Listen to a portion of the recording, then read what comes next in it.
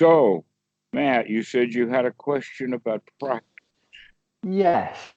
So, over the weekend, I did one of my monthly or so yoga teacher training weekends. So it means that like all day Saturday and Sunday, I'm at the place, and there's maybe a 3 hour session on anatomy and a 3 hour session on asana, and there's also long sessions with our philosophy teacher.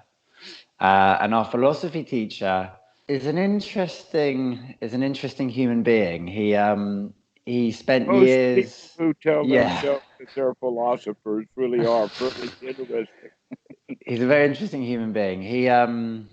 He spent years in India at an ashram in the one of the like Advaita Vedanta ashrams in the tradition of anyway. But his interest is tantra, so that's like at the ashram, his guru, the main sort of practices and context within which they placed their practice and their outlook was tantra.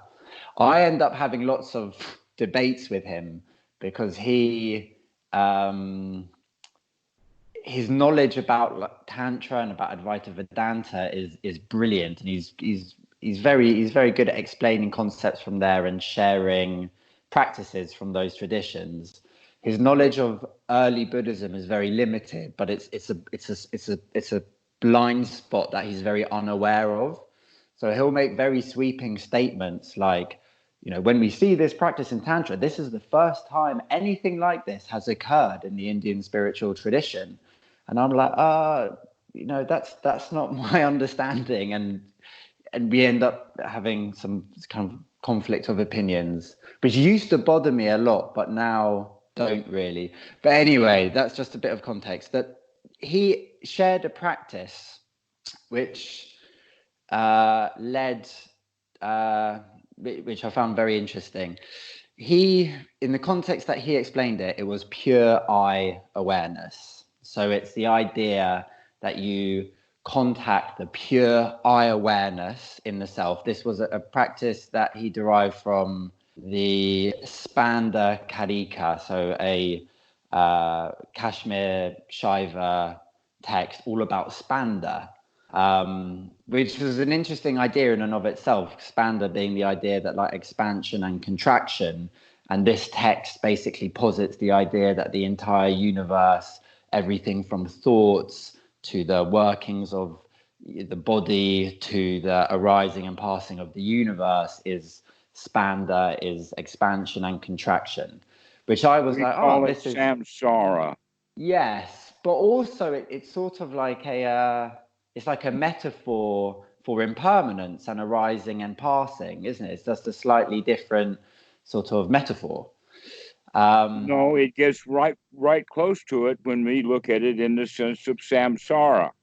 yeah, I You, see. you're looking like you don't quite understand what I mean No, by I do. You samsara. mean like the kind of cycles of becoming All right, so when you cycle, look at your hand. Look at your hand, what you're doing, okay? yeah. Okay. Now, when is it contracted and when is it expanded? I suppose at no point it's all one. It's called samsara, right? But he can call it cycles of expansion and contraction. And even the Buddha has used that word for it. That's actually a quote from the suttas, expansion and contraction. Mm, that's interesting. Um, I might ask you for a reference for that later to follow that up, because I'm going to have to write an essay at some point for him, and I'm going to write a very challenging essay for him about how much of Tantra, much of sort of tantric view and practice can be everything that he kind of posits. I'm like, there that exists in Buddhism, that exists in the Pali Suttas. Like there's a kind of correlate for these ideas in the Does he Pali use Suttas. the word tantra or does he use the word tantra? Uh, I don't know. I can't remember how he pronounces it. Okay, all right. I'm curious because when I hear it as tantra, like Vietnam, it sounds very much like a hick saying it, as opposed to Vietnam and tantra. I see. Okay. And so Um, that's why I ask you how he was saying it, or is this the way that you're not hearing it correctly because you've already heard it incorrectly wrong? Possibly the latter. I'm not entirely sure. Okay. Tantra. No, I Huh. think maybe it's just an English accent thing. I want to say tantra naturally rather than tantra. Um, but anyway, to go back to the practice thing, he brought you into this. He's like, contact the idea of this idea of the self. And he kind of got there by saying it's boundaryless. It's the feeling of being alive in the body, and it's that feeling of spanda, of expansion and contraction in the body. So Okay. Here's my question. Have you not heard that yet from me? yeah, well, yes. I mean, what I found interesting, I kind of followed the. I mean, what I found interesting about it is that I followed the. I mean, basically, it's like a meditation on impermanence. It's feeling feeling whatever it is arising as as change, movement arising, passing in the body. It's like, Constant movement. yes. Not only constant, but constant at a rate of speed that is so beyond our comprehension that it's only been recently that they started asking questions about why the speed of light is the speed of light under certain conditions, because we know that actually, I don't want to go too much into the speed of light, but what they've come up to is the question of what causes the speed of light, not Mm, just to be the speed of light, but the emptiness that can get up to that speed, to where the more mass you add at a going speed, then the more energy it takes to get up to that speed. That mass mm, tends to want to remain in the state that it's already in, which Newton figured that out. mm, Okay. But here's the point then, is this very, very rapid transition is what the Buddha was referring to in his concept of atamayata. Everything is in flux. Everything is changing at an enormously rapid rate, giving, by the time the human being can recognize it, literally hundreds of occurrences of things that can be taken in. But mm, most people shut themselves down to about one. mm. So this is kind of where you said the word emptiness there, where it got to just as I was sitting with it, and then I kind of continued with this when practicing at home, when practicing Anapanasati, when I kind of got to the fourth tetrad and impermanence. It got to this like feeling of like this like vibrating kind of like black luminosity, and like the luminosity was like there's like this darkness, but within it there is contained all this light, and the light is this luminosity. And it just occurred to me, in the Shiva tradition they call that the self. In Buddhism they call that emptiness.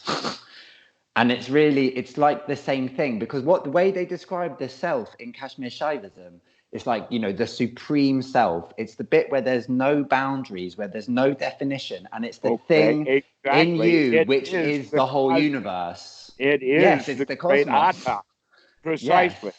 But it just occurred to me, I was like, I actually sort of laughed in this, because I was like, this is so silly. It's the same thing. It's just a different Precisely. metaphor for it. But then, And it's but it was it. surprising here now, in that sense, is that both of them came out of the same area of India. Yes, yeah. But then at that sort of while that realization occurred, since then, whenever and this is when I get to the kind of fourth tetrad in practice, when I kind of emphasize this because it's also just the most appropriate time to do it, because after the Chitta Nupassana, you're kind of in that space. I don't know, it's like the most effective time to do it, it seems. But since then, when practicing at that point, I'm in contact with that. It's like luminous emptiness, or like black luminosity seems to be like the phrasing that for me sort of hits it best. And from there, you're feeling all these things arise and pass, and thoughts and physical sensations and feelings can arise and pass within that space without pulling you out of it. But every now and then, something arises within that space that does attempt to pull you out of it. And it's a small s selfing type thought or feeling. And then you can go, and let it go and return back into that black luminosity, into that kind of like emptiness. And it's felt really nice. Excellent. All right. We'll talk about that later. Let's go back, though, to something in the sense of feeling really nice and letting that be. You want to practice that often. But let's go back to this quandary about the self, whether there's atta or an anatta. And a much better way to understand it is to recognize that both systems and tradition are pointing at getting out of the very little self into the really expansive big self that you're merely a part of. And even that is too much of you're a part of it is still not the right language. Okay. Perhaps another way of saying it is an ingredient. Like that you're part of a cake, but there's no you part of that cake and somebody else part of that cake. You're part of the ingredients. That's an interesting way of putting it in this bigger thing that we are a part of, and that there is no description for it, and everyone is a metaphor. And when the metaphors don't match, it looks like there's a contradiction. But it's only a contradiction in metaphors because all of the mystics, all of the saints throughout all of history have always come in to the same human quality experience and tried to share it as best they could. That's what's really going on. And it's not so much about attaining that state or getting into it and recognizing something. It is more of understanding, no, that kind of state of mind is actually superior to the state of mind of being attached to the world. That this is, in fact, what makes it supramundane, is because we're at one with what is just one. Or we're in atonement with it, or we're in tune with it. That the universe is a big symphony orchestra, and the whole universe's orchestra is playing the same song. But there's a whole lot of humans on the face of the earth that thinking that they're playing their own tune. And so that's why they have so much conflict in their lives. This is another way of talking about the Dhamma, that we have to get in tune with the Dhamma, or we actually, in a way, have to perform the duty of the Dhamma.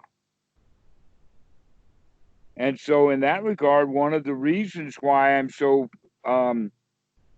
let us say, ready to comply with Achan's wishes of teaching on the internet is because that keeps me in the Dhamma, really. I spend hours a day in the Dhamma, just like with you on this internet call now. So that kind of immersion quality then is like how one learns a foreign language.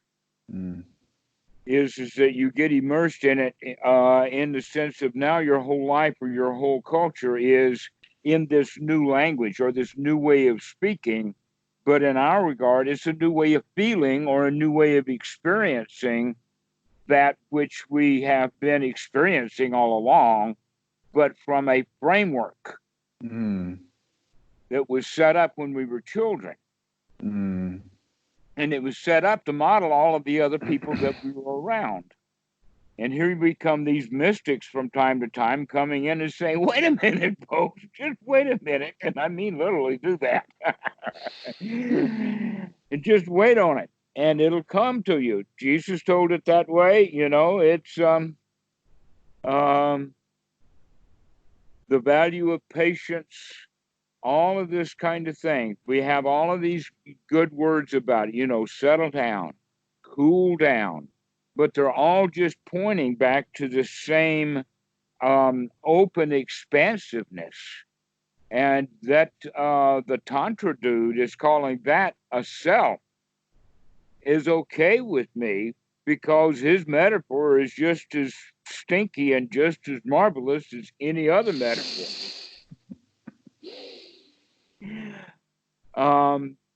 Because in reality, there is truly no self to it, that the universe is too expansive, that what in fact the unity or the oneness that's possible is for the human being to see things that way. But we cannot see to the full extent of it. It just keeps going and going. If we can just get familiar with our surrounding area and surrounding territory and recognize that we are part of a cause-effect mechanism that does really strange things that we have no clue about. Here's one of them. All the water in your body at this particular moment will be gone within a week or so. All of the air in your lungs, one or two of those molecules was at one time in the lung of Jesus, so they say, because there's so many molecules. And so this interconnected interchangedness that is there is also what the Buddha talks about. But he's got a much more technical language to describe it, in the sense of let the seen be merely the seen, and let the heard be merely the heard. Why? Because if we try to process it into concepts, then we're missing a lot that could be seen, and a lot that could be heard, and a lot that could be felt. It is almost like, let us say, a computer that has a program that does not have any data buffering at all. And that program is going to be very slow, because it reads this data, and then it processes it, and then it writes this data, and when all of the data is out, then it reads some more data, processes that data, and then gives his output. And all of that's very slow. But if you've got buffering, you can do it a lot faster. Well, the human brain doesn't have buffering. What we need to do is stop the processing and stop the output, and just stay there at that input and just keep gathering data. This can be expressed in right view. It can be expressed in the Paticca It was, and in fact, one has to kind of understand Paticca to even understand what we're talking about when we say, let the seen be merely the seen, and the heard be merely the heard, which means that we're staying in sensual awareness in the senses, in the sense of this. And that's different from sensual desire. Sensual desire has the quality of wanting to own something. That's a few steps further down the chain, isn't it?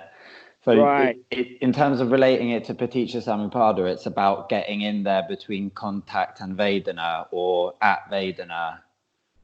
And before Vedana. So between contact and Vedana. And not allowing... Even further back than that, all the way back to perception, or the Nama-rupa. What we do is we begin to slow down the Nama-rupa. I see, okay. So that we don't cling and crave at the kind of later even stages. long enough to try to create an understanding of what it is that's seen. And the way to practice this then is just let your eyes just gaze at something out like a park or a wilderness or something nice. But whenever you see your eyes fixing on something, then let them shift and move. This is also called gazing, in the sense that a man can stand in a pasture off in the distance, see the woods, but he can see he's expansive amount of woods, but he's not looking at any particular thing. But what he is, in fact, just gazing at to see any movement. Anything that's any movement at all is going to catch his eye. Okay. What we have to do in our world is stop letting things catch the eye, both this eye and the beast. And so we can practice it in that order. In Paticca Samuppada is not let it capture the beast first, and that's when we're at the level of feeling. That's what we do basically to get started. This is the point that Bhikkhu Buddhadasa calls wisdom at the point of contact, because then we can manage our feelings. Okay, this state that we're talking about now is it. First off, it doesn't have those kind of feelings, but it does have a sense of gaga or a sense of awe to it, a sense of wowness. And along with that kind of a sense of gratitude. But again, all of this is just words, just language. But there is a big isness, and that all of the religious systems talk about it. In Christian terms, it would be being at one with God, being in the lap of God. People can get into that state, unless they voted for Trump, and then not a chance. Sorry about that. Political commercials come from all directions. Sure.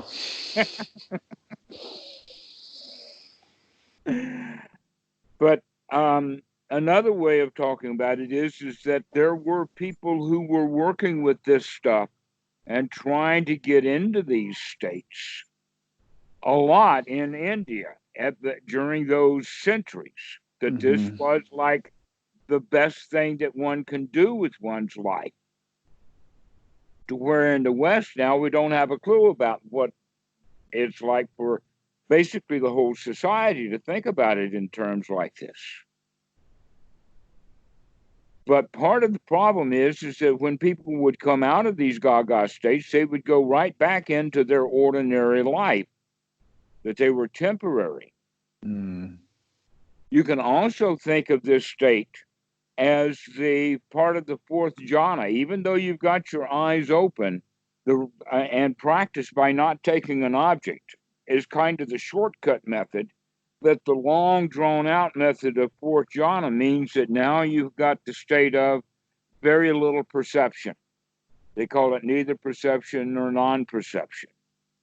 And then the word nothingness, a better word for that would be immersion. But we can also see the immersion in the sense of boundless space. And what we mean by boundless space has been wrongly translated into infinite space, thereby missing the context, is that the body itself and the space that we occupy is no longer well defined. The boundaries disappear and become looser. I often have a sense in the sitting practice at the moment. There's often like a part where there's like a letting go that occurs, and there's a sense of like enormous and continual physical expansion that is like a very big, strong wave which I can ride, and there's like a lot of pleasure in that riding. Yep, that's what we're talking about. Yep, that's part of the pleasure of fourth jhana. Of fourth jhana or fifth jhana? Okay. No, there's no fifth jhanas. Oh, sorry. Yeah. Fourth jhana Stop is reading okay. that medieval Buddhist crap. So the boundless space is from a sutta perspective, it's a sort of part of the journey of fourth jhana. Is that right? A way of thinking about it? Right. You can either see it that way or you can see it in the sense of directly. Mm. You see, one of the qualities of the jhanas when you practice them that way is that they occur in order. Mm.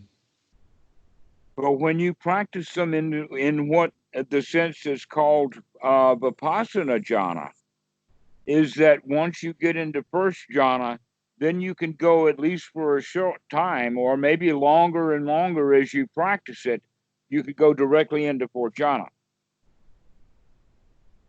and hang out there and then come back. And it's nice to know that that's what you're doing when you're in that state. So what are you saying, that state, that sense of kind of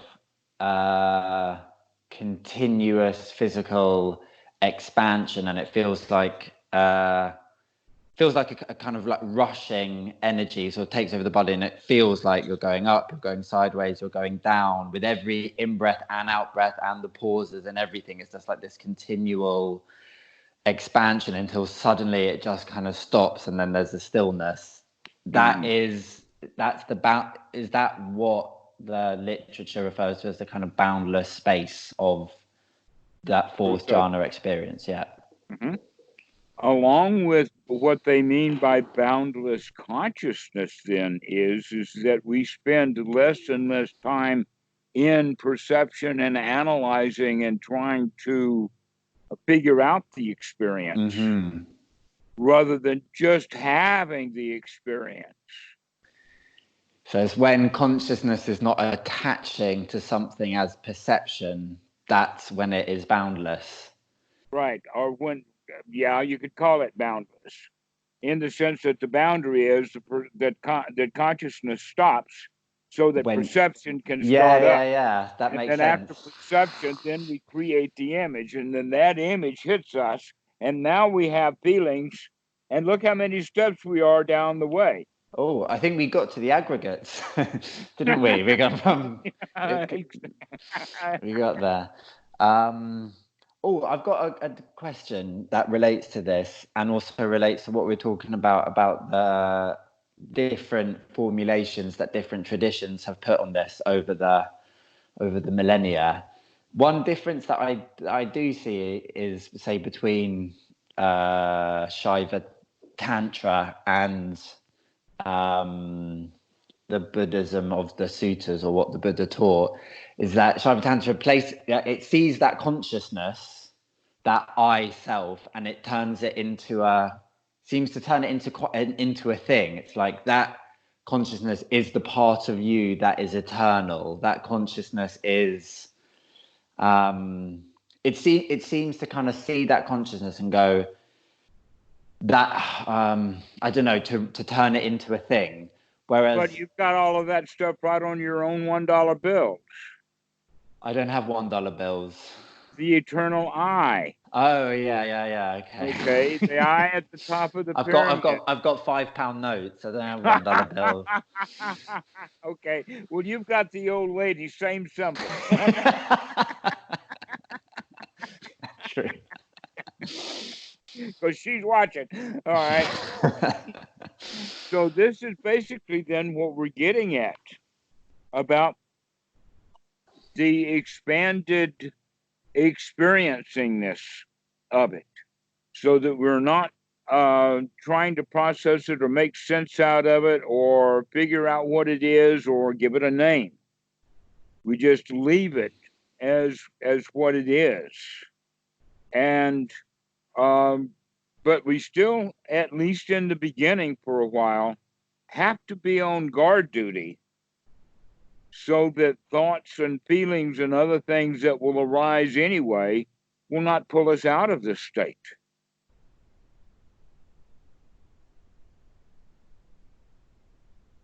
Now, you could say it in this way also, that satisfaction has many layers to it. Mm-hmm. But the important thing is being able to get ourselves into a state of satisfaction. And by doing so, we will naturally start coming down through the layers of it, down to these kind of places where we're talking about now. So that we can truly go to the mystical hot dog vendor the way that the Dalai Lama did and ask the question, make me one with everything. Mm. Did you get the joke? I did, yeah.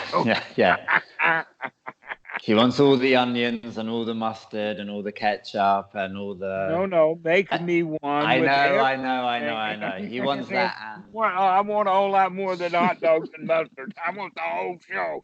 Yeah. And the theater.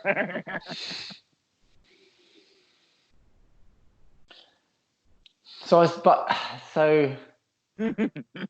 the some traditions seem to think that state of like luminous awareness is the one with everything state, like that is the be all and end all, whereas in what the Buddha taught, that is actually that's another construct, it's another thing which is conditioned, isn't it? Like the consciousness within, as you know, as part of the aggregates, and that consciousness is the same or has the potential to be that very expansive awareness, but it's conditional upon this body, right? It's conditional upon this. It's conditional. It is neither necessary nor sufficient to practice the full Buddhist path. But it is extraordinarily nice way of spending one's time. The Buddha referred to it is in a pleasant abiding. The word abide, in the sense of just sitting in that state, is quite pleasant. It's nice. It's a nice way for monks who have all of the Dhamma. They still got to spend their time. Right, and so that's just a nice way to spend time. You got nothing else to do, why not do nothing? But do it really well. Yeah. Right, and enjoy the really crap out of it. But presumably it sets a kind of like imprint of experience or a template of experience, which then can be carried over into everyday life in a way which is going to help you lead life in a less attached and in a more joyful and in a lighter, less rigid, form obsessed way. Right. In fact, see the emptiness. See, like I feel like hanging out there allows me to have a lighter touch with reality, like to see it a little bit less kind of rigidly. Precisely. That you're, at least at this time, you're mentally breaking down all of those rigid rules, and while they're not there or quite loosened, you can see what a flimsy structure humanity has made for itself. It's actually quite dangerous. We sometimes, as human beings, can be awfully cruel. All you need is a younger sibling, and bango, you've got a cruel streak. I was spared a younger sibling. But I'm sure it's developed in other ways. Well,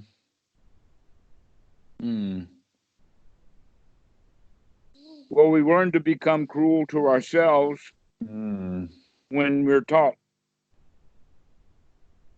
And so it's really not surprising at all, but it's a very well-known statistic that families who have violence beget families who have violence. And that there's a certain streak in the population. I don't think that there's a necessary cause-effect but there is a corollary in the sense that it's Christians, the Christian households, and the Bible gives them permission to beat their kids anyway. Well, the Old Testament, right? The Old Testament gives them permission to stone gay people as well. You know, there's a lot of crazy shit in the Old Testament. I know. And if they really understood what it's like to be stoned, they would take marijuana to the LGBT community.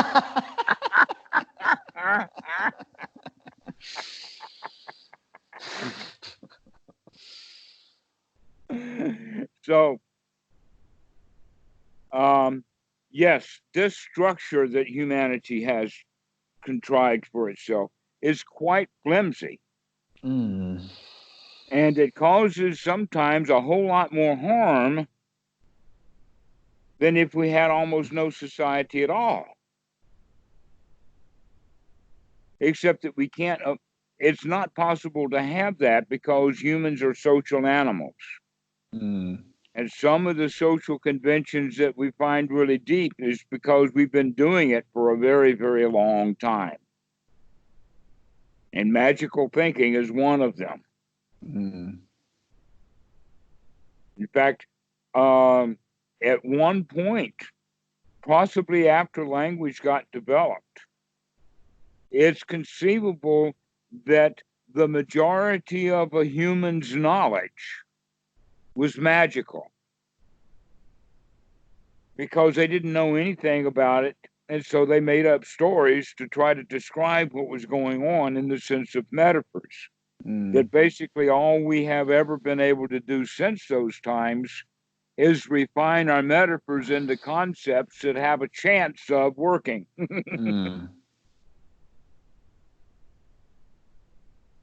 And so people are still looking for magic. And that the big magic is I am, and that they can say, well, there's a bigger magic because there's a God. But there is no such thing as that kind of God that's looking down on me.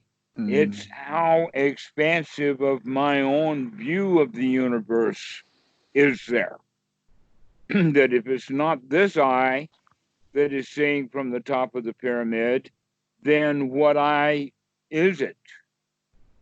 And if I'm not that I, where am I? Now, I know that I'm playing with I versus EYE and that. But the point is, we're either on top of that pyramid, seeing what's going on, or we're either out of the picture or somewhere on the ground groveling.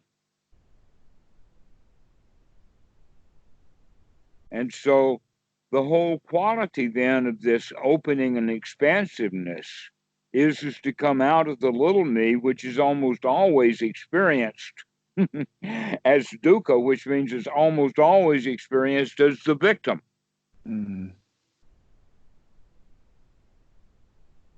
And so when we come out of that experience of selfishness, because I'm protecting myself, that it's all got to do with these feelings of insecurity and fear that give rise to anger and greed and whatnot.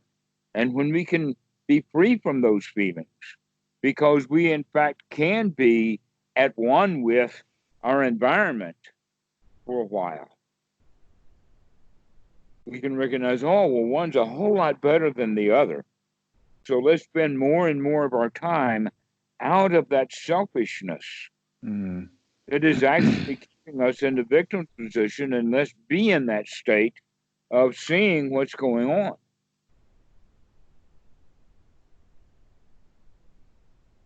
It's interesting. I think people actually do spend quite a lot of time out of the small I sense of self, but they don't have a framework that allows them to see that they're in a certain mode of perception then, and they're in a certain mode of perception then. And yeah. Or you can also go so far as to say that at least part of the process is the perception part. And if we don't do the perception, then there's no chance of the I ever coming up, that we're just there But it's not a me that's there, it's the there-ness that's there. That the here is really here, and the now is all there is.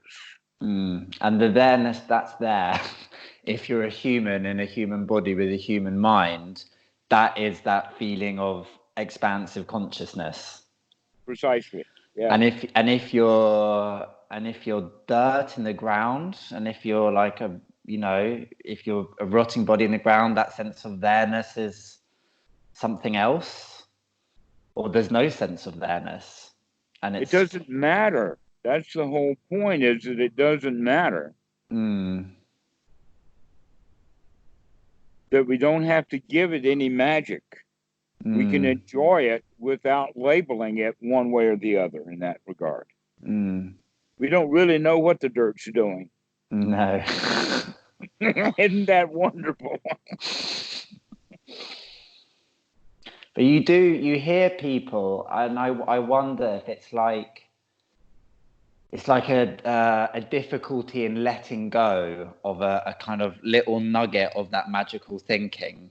And people can kind of get to this point, and then they can kind of go, there's like another layer to go of letting go, but they don't quite want to. And like sometimes I feel like I'm a bit there. Like I heard someone once within like a kind of like modern Buddhist context talking about consciousness, and they're talking about the way everything relates to each other, the way like cells relate to each other, the way molecules relate, in the physical, in the biological, in the chemical, in the atomical, in every kind of level. No. It's in how in every level of structure that is extant and known, there is communication and therefore consciousness. It kind of argues, and you get this a lot in the Shiva traditions, don't you? That like consciousness is essentially, or is the essential thing, that the universe is made of consciousness. But I feel like that's not something that's posited in the Buddhist. Yes, from what the Buddha taught, that's an imponderable. That's kind of, we could spend ages debating, thinking about, getting attached to views around this question, but essentially it's unknowable. Let's just kind of be here now. Is that? Yeah.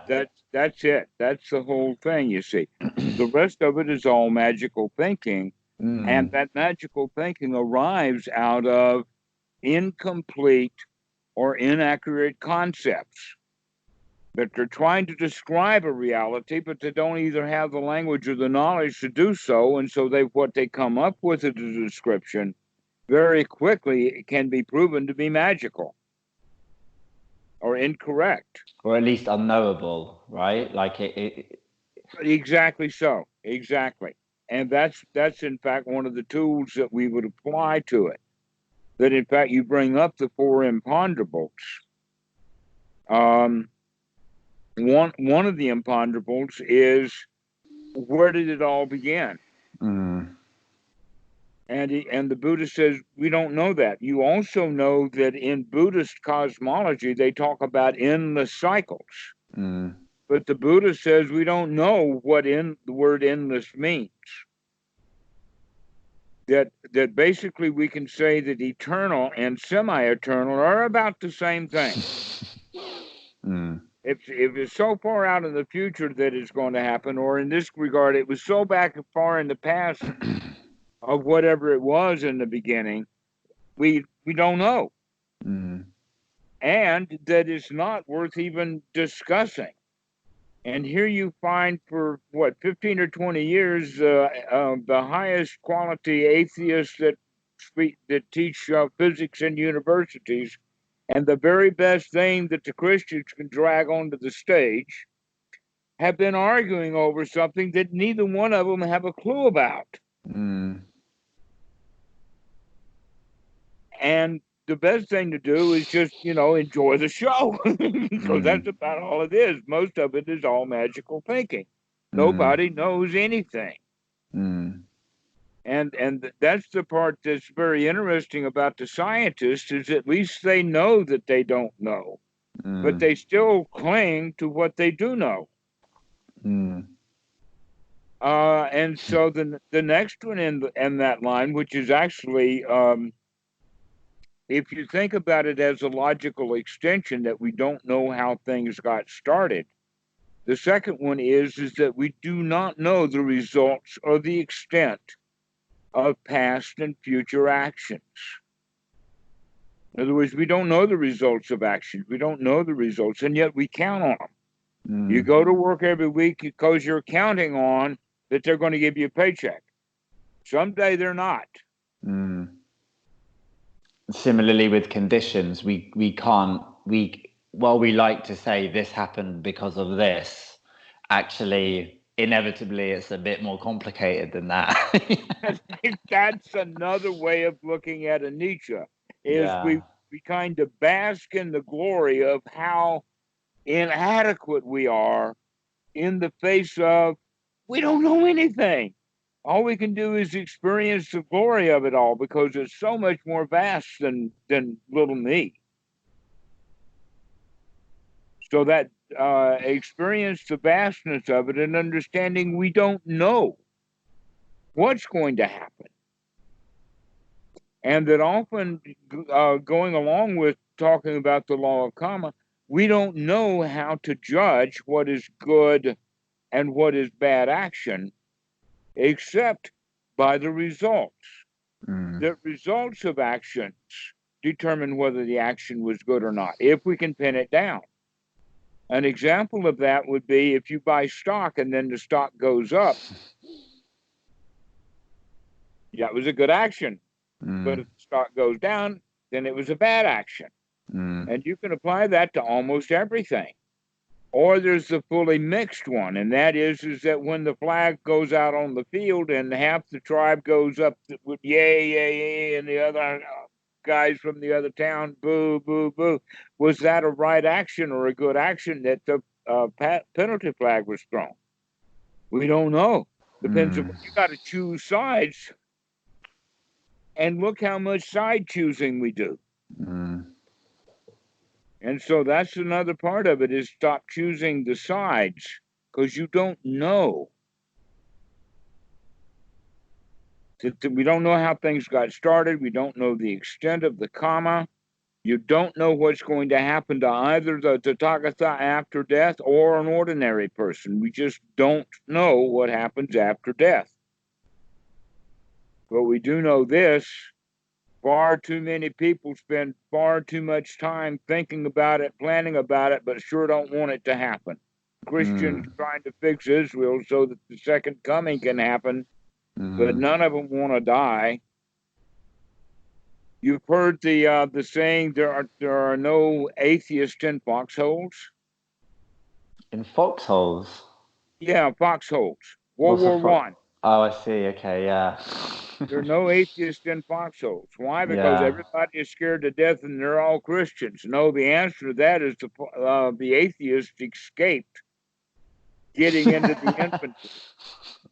They were wise enough not to volunteer, or they've got desk jobs. Yeah. The atheist, well, along the line of that kind of joke, there are no Christians at funerals.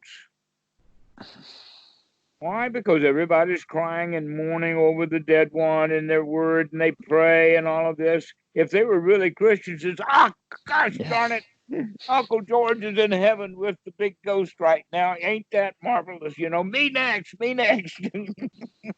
Where's them lions? Nero, bring me a lion. But no, they don't. So they don't really believe it. Christianity is supposedly help us going to be alleviate fear of death. But it doesn't. Because on a deep level, we don't really believe in heaven. Because we are at a deep level, we know it's magical thinking. Exactly. Yeah. Very deep level, we know that that's all magical thinking. And we don't know. We don't know what's beyond death. Don't have a clue. But what the Buddha teaches is never mind about that. In fact, worrying about what happens at death or after death is part of your life's problems right now. To become fearless, so that you can face death. Because it's going to happen. You are going to get old, you are going to get sick, and you are going to die. Unless, of course, you don't get sick because you died first. Or you don't get old because you died You first. don't get old because you died first. But you're going to die. Yeah. And the best way to die is to get old, get sick, and die. That's the best way out. Best case scenario, get old, get sick, Yeah, die. the best case scenario is you're going to get old, you're going to get sick, you're going to die. And then, as Mulvaney would say, get over it.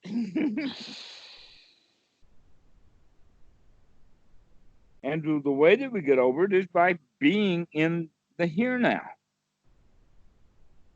And to stop trying to understand. We can't understand it all.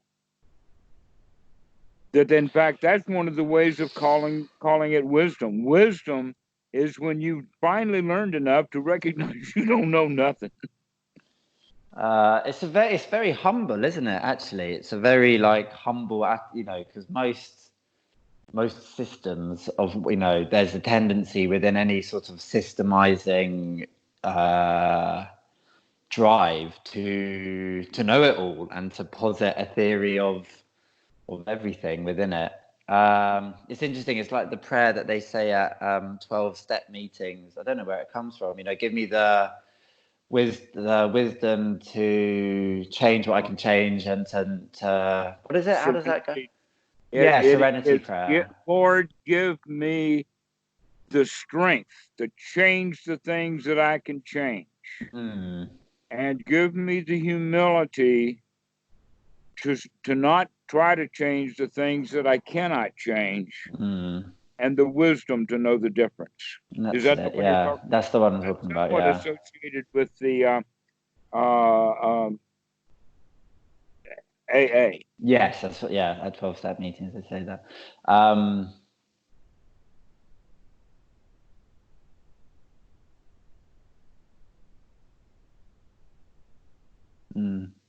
You have to take the Lord out of it. Yeah. Say, if you leave that bit out. I do have the ability to change the things that I need to change that I can see. And I recognize there's a whole bunch of stuff that I can't do, and I should stop trying.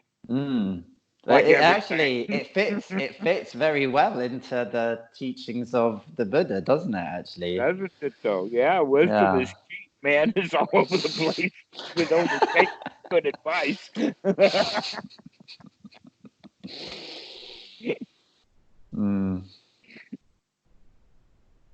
Yeah, you can get it in Tantra, you can get it in AA. I mean, even you can get good advice from an accountant or a lawyer. Sometimes a priest will give a kid good advice. Sometimes. So, in this regard about the Tantra, then, going back to that, he's trying to point at something, but that he's doing it with the descriptions that he has heard and the concepts that he has heard, but that he doesn't quite understand yet that these are merely concepts and mixed with magical thinking, just trying to point at something that's real. And that it can be talked about in many different concepts, but generally you can put them on a range of more and more magical to more and closer to the real.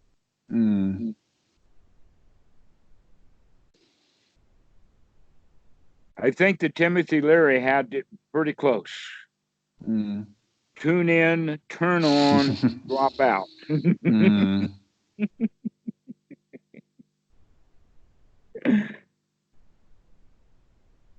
And make me one with everything. So the hot dog vendor, he knows. So this wisdom is available, but when we see it in Buddhist terms, it looks really complicated. What with 3 kinds of feelings and 5 aggregates and 4 foundations of mindfulness and 16 steps of Anapanasati and 12 steps of Paticca Samuppada, and need I go on? 4 factors of four powers, 7 factors of enlightenment. It just goes on and on with all of these lists. But basically what you can see is that some people way back when put a lot of thought into putting it into a system to teach people how to feel good.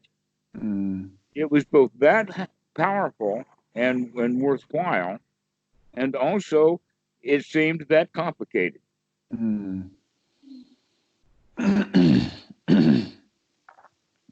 But that's what we're looking at. We're looking at a very complicated system, but that when you learn all of the aspects of Theravada, it actually just points back to this quality of be here now, be satisfied with the moment. Let yourself be in that state of satisfaction. Because when you're unsatisfied, there's got to be some selfishness in there someplace. Who is it just if things are just satisfactory, then who or what is it becomes dissatisfied. Let go of that, and the dissatisfaction goes with it. And the self, or at least the little self, and then the only thing that's left is the satisfaction, which then is going to be the expansive universe, bigger self that could be called God if you really want to get weird about it. Or Mama. And said just like they said it in the Bohemian Rhapsody. Mama! Oh! I think in that song is more mournful, but it actually didn't have to have that mournfulness quality of it. He says the next line, I don't want to die.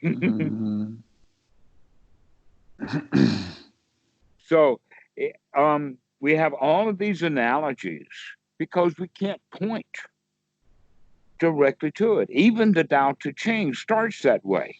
You know, the Tao that can't be spoken is not the Tao. Okay. And so whether this guy is speaking of it in Tantra language or whether he's speaking of it in Buddhist language or even Christianese, if they could get their act straight, then it's there. This is what humanity has been working on all along. But we can be really grateful to the Buddha because he nailed it. In fact, he has a whole handful of nails and he just nailed it solid. So that we really do understand the practice. To where since that time, things like Tantra has arisen, or even other groups of Buddhism. An example of that would be Zen. Zen still has the essence, but they've lost all the detail. Well, guess what? The detail was never important. Maybe. Because you see the old Zen masters, and what they'll do is they'll say, well, I sat for 45 years before I figured out how to sit. Why? Well, the Buddha had in the Theravada literature all of those little details figured out for you so that it would only take you a few months instead of 45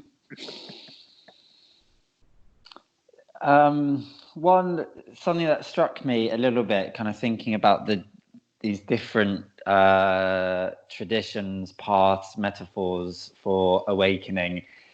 It's like, and I've heard people describe Buddhism as or the Buddha's teachings as like a via negativa. It's like where basically sort of like emptiness versus fullness. It seems like Tantra emphasizes like this enormous fullness, and it wants to give this kind of theistic metaphor, and it wants to call this Shiva, and it wants to create a kind of like, you know, thousands of different kind of female deities that represent this. It's like this kind of endless multiplication. it seems to be like kind of emphasizing the kind of fullness side of the coin, like the kind of Mhm. endless possibility, whereas Buddhism is emphasizing the other side of the coin, the kind of emptiness side of the coin, but really they are two sides of the same coin. And it's, Precisely so. Yes, I yeah. understand that exactly. In fact, in a way, until one fully understands the negative side of the coin, we'll never quite grasp the face of it, because always greed, ill will, delusion, magical thinking, and all of that stuff will creep in very quickly, Mm, because we're only seeing half the story. mm. And it's such a engaging and attention grabbing half of the story that it's very easy to forget the underside of that story, the kind of the Exactly. void from which it Right. So I um try to talk about both sides of it to the students, but basically, the story is not about dukkha itself, it's dukkha nirodha. mm, And it's not about the big self, it's about that there is no little self, mm, anatta. mm, All right. And so we begin to see that, yes, the very basic of the foundation, in fact, looking at the Four Noble Truths is like with Ayurvedic medicine, of looking at it from the sense that we've got a diseased patient here, mm, and that we need to cure him. And the best way for us to do that is, let's figure out what the cause of the thing is. That maybe the reason he can't talk is because he's got a turtle on his face, or whatever ridiculous thing it is wound up got a cause to it somehow or another. Let's look at the cause of this stuff. And if we're going to look at the cause, then the path is going to be to eliminate the causes of the illness. And again, now we're back into the negative territory. mm. Then we look at it in the Anapanasati Sutta at the very end of the sutta. It talks about the whole point, starting off with that we practice Anapanasati for the fulfillment of the four foundations of mindfulness. We practice the four foundations of mindfulness to fulfill the seven factors of enlightenment. And now all of a sudden we come to a screeching halt. What do you mean? At the end of the Anapanasati, excuse me, at the end of the Satipattana Sutta, it says that we practice this dukkha nirodha, dhammanupassana, for the fulfillment of the Four Noble Truths. That's what the last quarter of the Satipatthana Sutta is all about, the Four Noble Truths. And then you say, well, wait a minute, if we dissect it correctly, you'll see that the seven factors of enlightenment is actually the fulfillment of the eight factors of the path. Which is, and the seven factors of awakening are actually they're kind of the more positive side of the coin, aren't they? Because it's not Right. the diagnostic of the problem. It's like once that is solved, Uh-huh. these are the things that flourish, that grow. And Yeah. the way then that it is discussed is with the word unremitting. Mm, Unremitting mindfulness, unremitting investigation. Okay, back to the unremitting investigation. If we're truly at the level of unremitting investigation, that means that we don't investigate, process, figure out, and feel. Instead, we just investigate, investigate, investigate. Unremitting. Just keep coming back and keep looking and keep looking. And so that's the fulfillment of the factor of enlightenment, is keep looking, keep looking. mm, And then the third one is that because we develop this habit of keep looking, it's no longer now right effort, but it's actually unremitting energy. In other words, the effort is spring loaded now, so that the unremitting in mindfulness and unremitting investigation is energetic. And so we keep looking. We like this. We're really engaged with it. And in fact, the I like this now is the next one, unremitting pity. Unremitting, being really overjoyed with, or completely satisfied with, this particular moment, which then brings on great peace, unremitting peacefulness or relaxation. We feel completely relaxed. And that's when the mind becomes unified.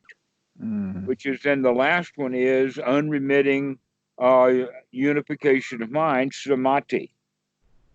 So the mind is unified, but where it is unified is in the isness of this present moment that we're unremittingly able to get to. Now, here's where the negative part comes in with that, because the knowledge for the fulfillment of the 7 factors of enlightenment is for the fulfillment of knowledge and deliverance. Well, now we're back to step 16 of Anapanasati in a big way, deliverance, or the big relinquishment. But that takes knowledge. And so knowledge of what to let go of, knowledge of suffering, knowledge of the negative, knowledge of recognizing that this is painful, let's not do it. Let's stop doing things that hurt. It's like we keep going to the same doctor, and the doctor says, oh, does it hurt here? And you say, yes. And he says, when does it hurt here? He says, it hurts here when I do that. And the doctor says, stop doing that. And so that's Ayurvedic medicine for you right there. Don't do that because it's painful. And when we practice it that way, that means that we're actually stopping behavior. We're beginning to do less. We're not trying to gain. So now we look at it in the sense of the 4 requisites. What's your bottom line? Do you need a 10-bedroom mansion, or will a shack do? Up to you. Because if you need a 10-bedroom mansion and you've only got 9 bedrooms, you'll want a bigger house. And they'll suffer because you want a bigger house. So the whole idea then is to bring our bottom line down to a place where there's very little. You don't need much. And because you don't need much, then you're satisfied with your life. That's the same way with clothing. In fact, a good way of looking at it is that why not buy secondhand clothes? Why does everybody want new ones? That you can get a perfectly good outfit to go to an interview by shopping in Goodwill, I think they call it in one of the places. So just adequate clothing is what we would be looking at. Well, but you see that how much of the clothing do people buy because they want to have a fashion message or a fashion show or making a statement? It's also for the feeling of when you purchase it. I think a lot of people get a emotional something. That I'll be a better person somehow by having this article of clothing. And then you go to the typical closet and you see that, hey, you can't wear all of that stuff. Most of it will be thrown out long before it's worn out. And nowadays with polyester, many things should last years and years and years. By the way, the only jacket I've got, which has got a hood and it's got, it's kind of like a motorcycle jacket, but it's got no padding in it. And I bought that in 2008. So this year it's 12 years old. And it's the only jacket I've got because I don't need one much. I mean, you can tell.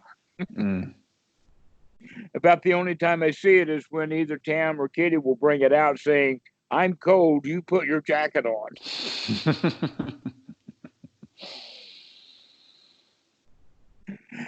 But if we can find a way of getting down to just the basics,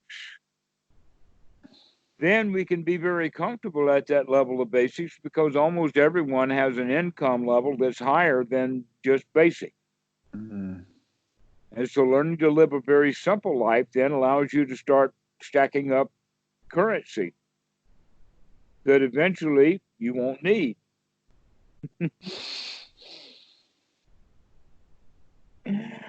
And so again, look how negative the teachings of the Buddha are. Give up your mansions. Give up your fancy clothes. Give up your grief. Similar to Jesus's message, isn't it? was about a rich man going to Funny thing heaven. about that, isn't it? Isn't that so funny? Yes, it's remarkable how close the teachings are to the teachings of the Buddha. They must have got it from the same place, nature. Mm. Yeah, still figuring out the whole sort of organizing life in relate. I mean, we discussed this the other day. I think the very fine line between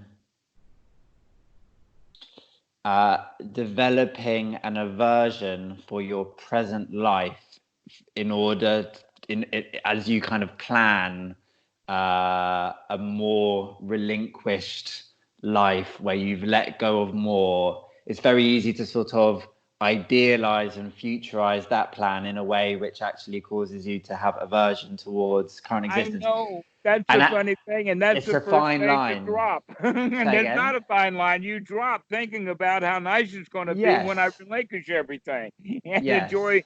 Look how much you've already relinquished right now. Yes. But I feel like I'm going through a stage, and it's complicated. I mean, life is complicated because it's me and my partner, right?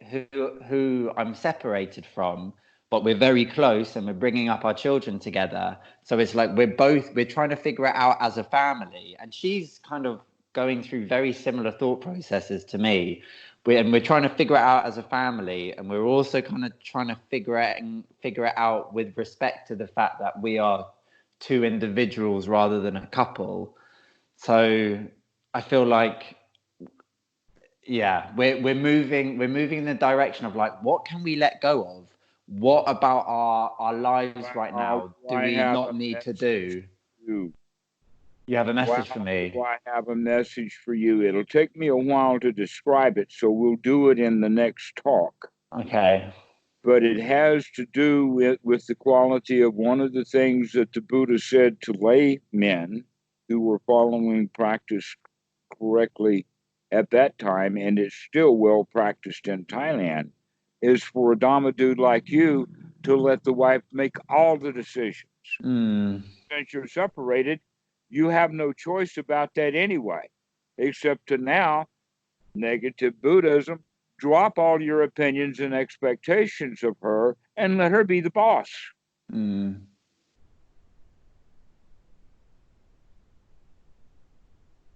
Do I know you know how to, what? It how to does make life describe that. easier. No, I get that. I actually get that a lot. I completely get how interpersonal conflict, especially with a partner, as soon as you drop any, because it's like this. I need to.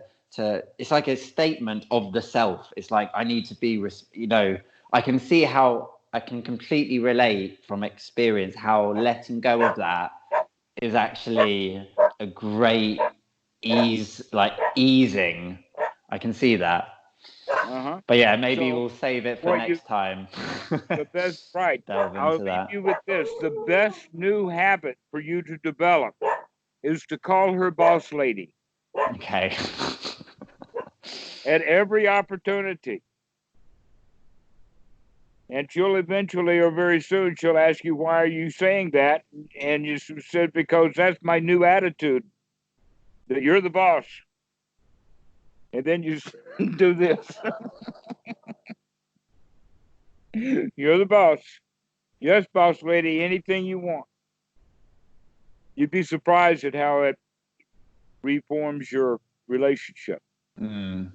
But it's going to take strength to let go of the stuff that you didn't even know you were clinging to. Mm.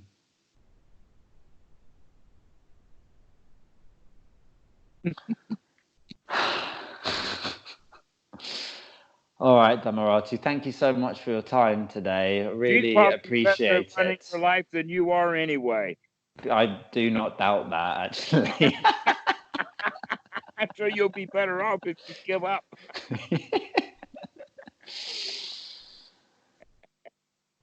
Okay. I might give you a call tomorrow because I've got another kind of day off. Is that all Excellent. right? Okay. So All we'll right. see you again. I've really enjoyed speaking to you. Thank you very much. Excellent, Matt. So see you later. Be well.